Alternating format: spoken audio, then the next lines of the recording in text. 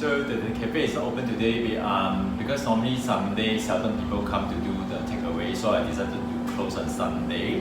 But actually after circuit breaker we're open on Sunday. Yeah, I decided to come over to do some DIY to refurbish the furniture over here. So then when after circuit breaker is open, then the cafe will look nice and fresh and all that. So what happened is actually I have this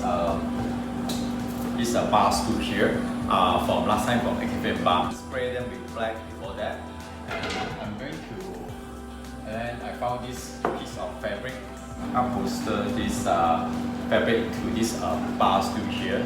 So it's going to be like I think it's going to be quite nice. And then this stool here, I'm going to put. This one actually is used to be like a chopping board. It's a brand new chopping board I never used before. Last time I also do the DIY, screw this thing and become like a bar stool. But I thought that I want to change the theme, so I got to paint it in acrylic, make it like something like this. But I find that I worry that people sit over here, the color will actually stick to the pan and clothes. So I also decided to upholstering this chopping board here with this cloth. So it's going to be like matching the whole theme. So I think it's going to look nice. So now I'm actually cutting the fabric first. So actually it's quite easy as long as you have this staple gun. You actually, if you have it right, you can actually do it by yourself at home as well. Yeah. Okay, I'm going to start now.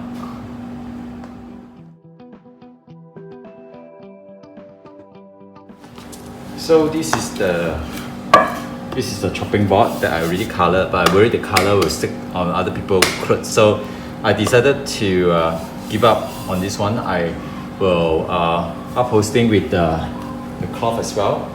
Actually, I used two pieces. This is actually the cloth that is those unwanted t-shirt and someone don't want. So I want to put one more layer over here. So to make here the surface when you sit over here, you don't feel like too hard. Got a bit of like a soft